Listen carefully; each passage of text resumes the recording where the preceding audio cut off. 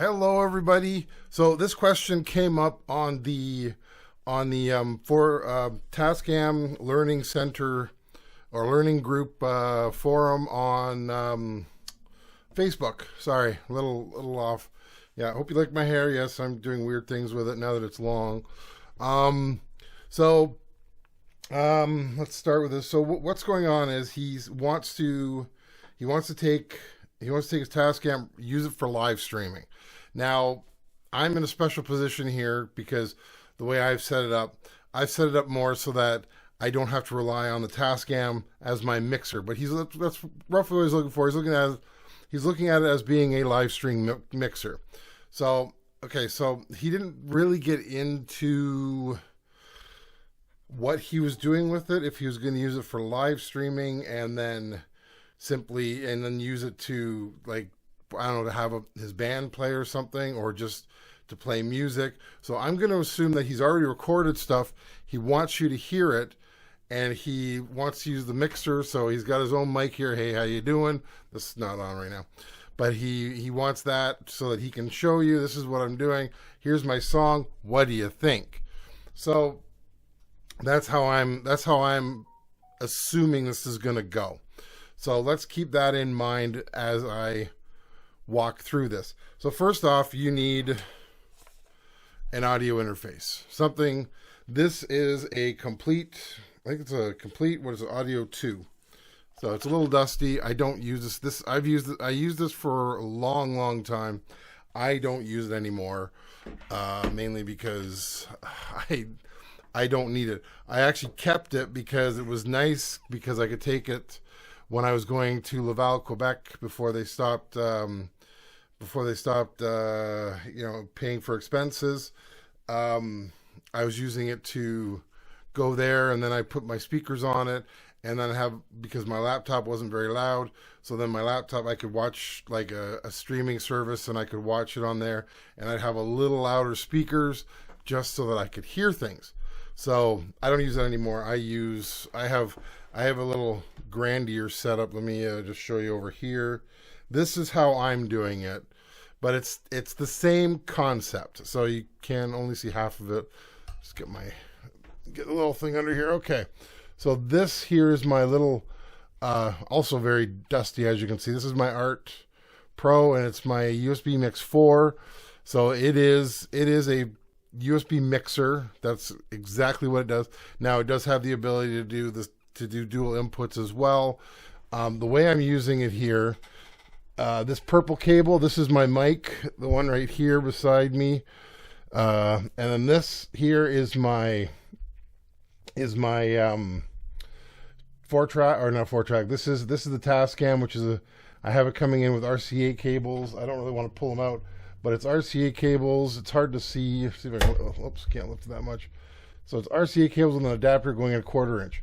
So you can, that's how I'm handling it. These are outputs so that I can hear them out of my speakers. So that's how I have it worked out. And yeah, somebody also asked me if what I have for speaker switching and all that. Still have my big knob here, passive. I gotta clean this room. This room is getting really dusty. I haven't had a chance to clean it this year. And I just use this, and then I got the source select, and then this is B. So this would be B, so in. So now it's on this one, and then A is out, and then it just goes through my speakers so I can hear. That's all I'm doing with this. So now like I said, that's the extreme.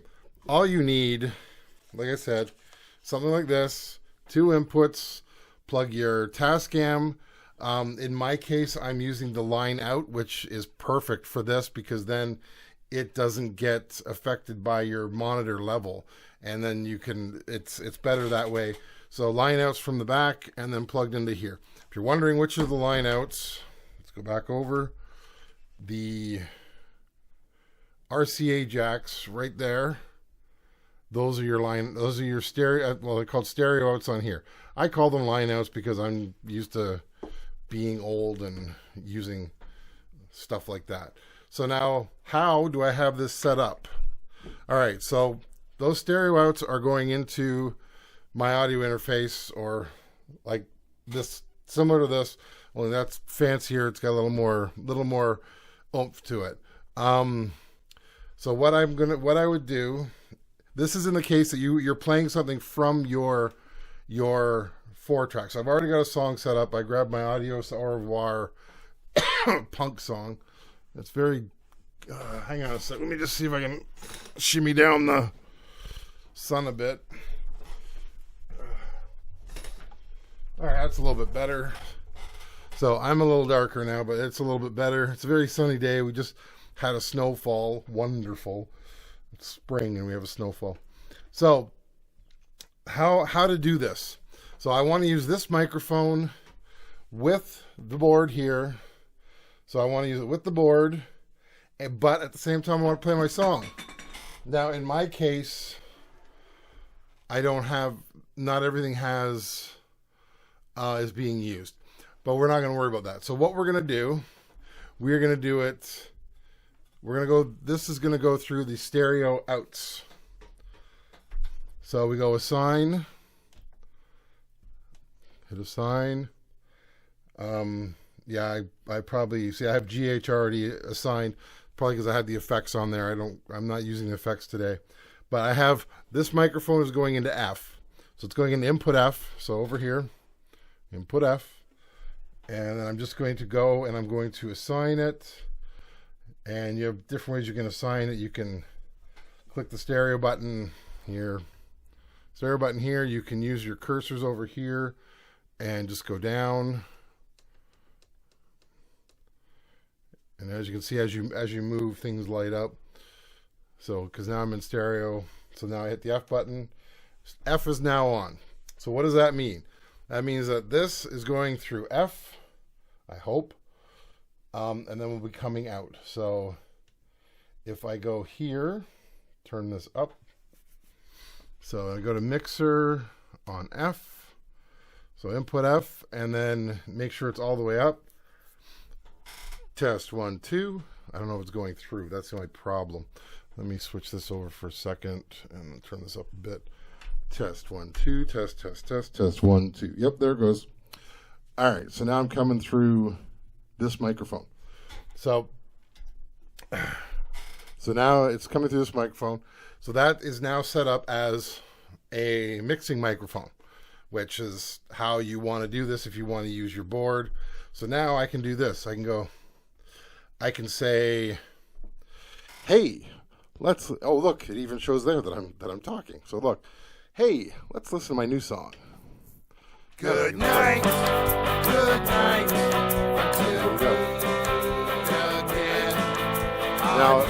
Now you might have to play with it a bit. I don't know how loud I was coming through on the microphone here to you know, I might have to lower the volume down because the stereo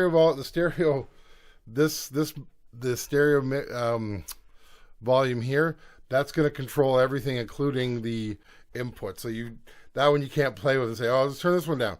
No, you're gonna turn everything down. Because as you can see, I'm up there now. I'm all the way down here. See, now you can't hear me. Now I'm going back all the way up. See, so I can't use that. But yeah, that's the easiest way. So you don't have to use F. You can use any input. I'm using F because I have a lot of things plugged in over on my patch bay there right now, and F was open, so I used it. That was the only reason. So you can use whatever one you want to use. I wonder if it's echoing.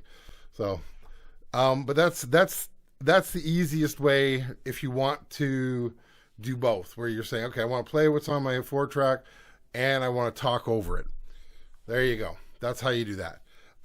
If you're looking to do, you're going to play a band, my suggestion is do what you would do for a recording.